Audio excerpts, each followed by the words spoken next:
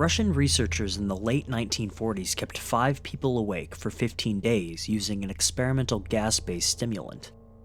They were kept in a sealed environment to carefully monitor their oxygen intake so the gas didn't kill them, since it was toxic in high concentrations.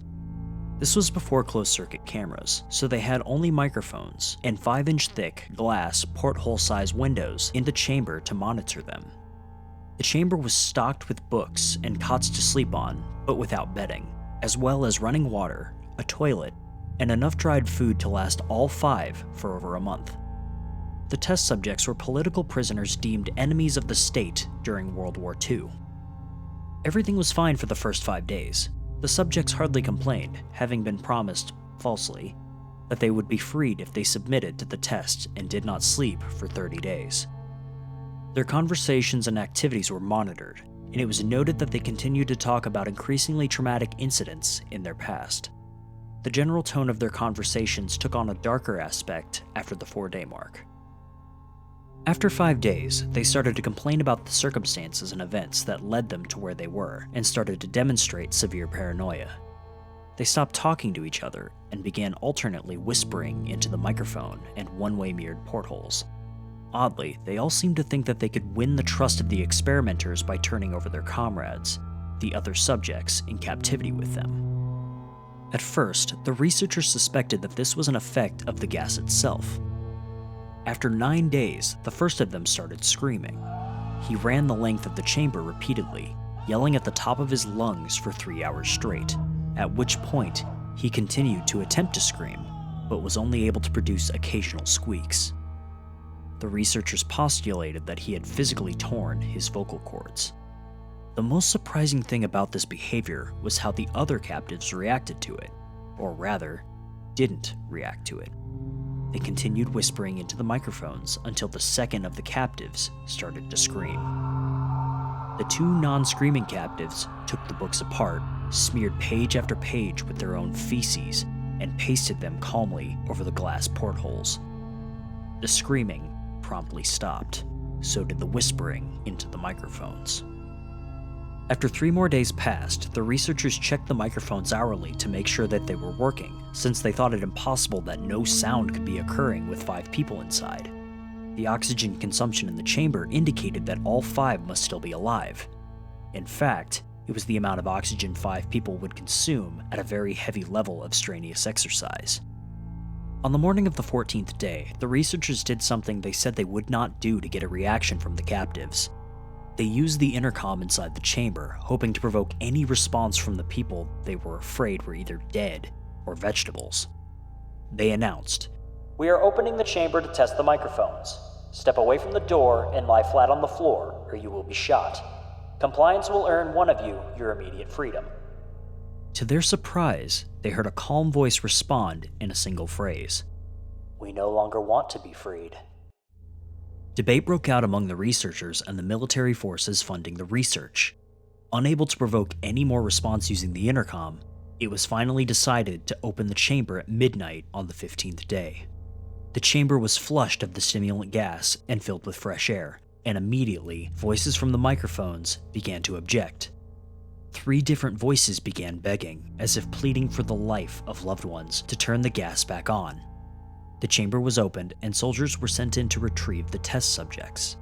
They began to scream louder than ever, and so did the soldiers when they saw what was inside.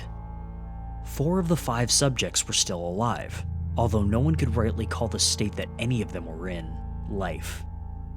The food rations past day 5 had not been so much as touched.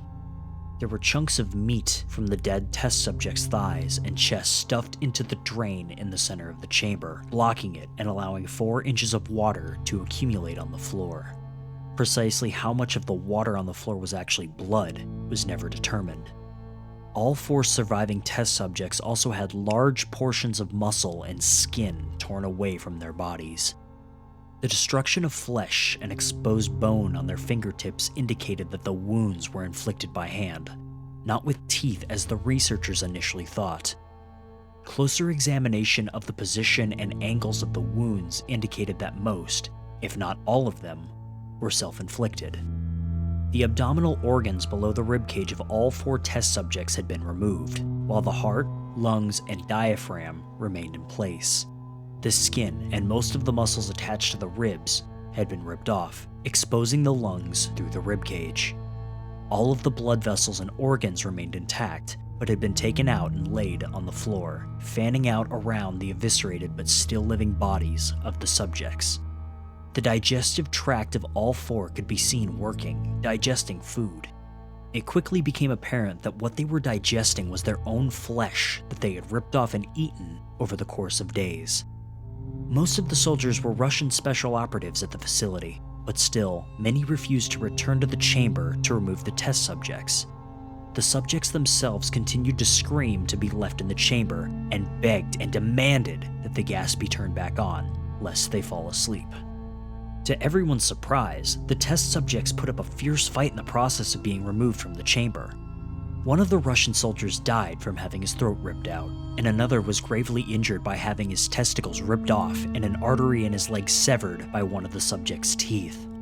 Another 5 of the soldiers lost their lives, if you count the ones that committed suicide in the weeks following the incident. In the struggle, one of the 4 living subjects had his spleen ruptured and bled out almost immediately. The medical researchers attempted to sedate him, but this proved impossible. He was injected with more than 10 times the human dose of a morphine derivative and still fought like a cornered animal, breaking the ribs and arm of one doctor. His heart was seen to beat for a full 2 minutes after he had bled out, to the point that there was more air in his vascular system than blood. Even after it stopped, he continued to scream and flail for another 3 minutes, struggling to attack anyone in reach and just repeating the word "more" over and over, weaker and weaker, until he finally fell silent. The surviving 3 test subjects were heavily restrained and moved to a medical facility. The 2 with intact vocal cords continuously begging for the gas, demanding to be kept awake. The most injured of the 3 was taken to the only surgical operating room the facility had. In the process of preparing the subject to have his organs placed back within his body, it was found that he was effectively immune to the sedative that they had given him to prepare him for the surgery. He fought furiously against his restraints when the anesthetic gas was brought out to put him under. He managed to tear most of the way through a 4-inch wide leather strap on one wrist, even through the weight of a 200-pound soldier holding that wrist. It took only a little more anesthetic than normal to put him under, and the instant his eyelids fluttered and closed, his heart stopped. In the autopsy of the test subject that died on the operating table, it was found that his blood had triple the normal level of oxygen. The muscles that were still attached to his skeleton were badly torn, and he had broken 9 bones in his struggle to not be subdued. Most of them were from the force his own muscles had exerted on them. The second survivor had been the first of the group of 5 to start screaming. His vocal cords destroyed, he was unable to beg or object to surgery, and he only reacted by shaking his head violently in disapproval when the anesthetic gas was brought near him. He shook his head yes when someone suggested, reluctantly, that they should try the surgery without anesthetic, and did not react for the entire 6-hour procedure of replacing his abdominal organs and attempting to cover them with what remained of his skin. The surgeon presiding stated repeatedly that it should not be medically possible for the patient to still be alive. One terrified nurse assisting the surgeon stated that she had seen the patient's mouth curl into a smile several times whenever his eyes met hers. When the surgery ended, the subject looked at the surgeon and began to wheeze loudly, attempting to talk while struggling. Assuming this must be something of drastic importance, the surgeon had a pen and pad fetched so the patient could write his message. It was simple: keep cutting. The other 2 test subjects were given the same surgery, both without anesthetic as well, although they had to be injected with a paralytic for the duration of the operation. The surgeon found it impossible to perform the operation while the patients laughed continuously. Once paralyzed, the subjects could only follow the attending researchers with their eyes. The paralytic cleared their system in an abnormally short period of time, and they were soon trying to escape their bonds. The moment they could speak, they were again asking for the stimulant gas. The researchers tried asking why they had injured themselves, why they had ripped out their own guts, and why they wanted to be given the gas again. Only one response was given: I must remain awake. All 3 subjects' restraints were reinforced and they were placed back into the chamber, awaiting determination as to what should be done with them. The researchers, facing the wrath of their military benefactors for having failed the stated goals of their project, considered euthanizing the surviving subjects. The commanding officer, an ex-KGB, instead saw potential and wanted to see what would happen if they were put back on the gas. The researchers strongly objected, but were overruled. In preparation for being sealed in the chamber again, the subjects were connected to an EEG monitor and had their restraints padded for long-term confinement. To everyone's surprise, all 3 stopped struggling the moment it was let slip that they were going back on the gas. It was obvious that, at this point, all 3 were putting up a great struggle to stay awake. One of the subjects that could speak was humming loudly and continuously. The mute subject was straining his legs against the leather bonds with all of his might, first left, then right, then left again, for something to focus on. The remaining subject was holding his head off his pillow and blinking rapidly. Having been the first to be wired to the EEG machine, most of the researchers were monitoring his brainwaves in surprise. They were normal most of the time, but sometimes flatlined inexplicably. It looked as if he was repeatedly suffering brain death before returning to normal. As they focused on paper scrolling out of the brainwave monitor, only one nurse saw the man's eyes slip shut at the same moment his head hit the pillow.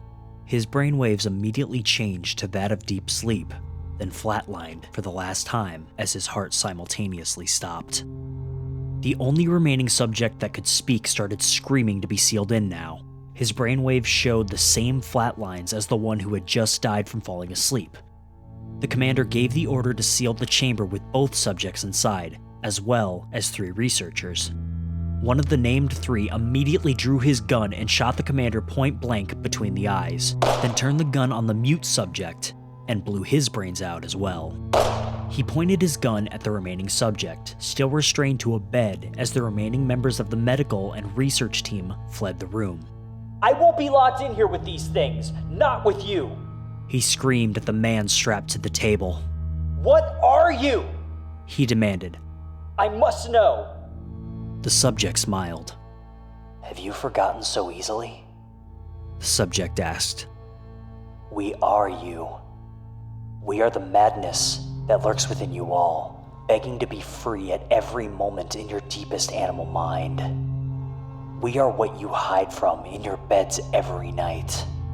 We are what you sedate into silence and paralysis when you go to the nocturnal haven where we cannot tread."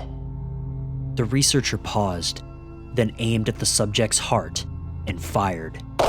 The EEG flatlined as the subject weakly choked out. "So nearly free."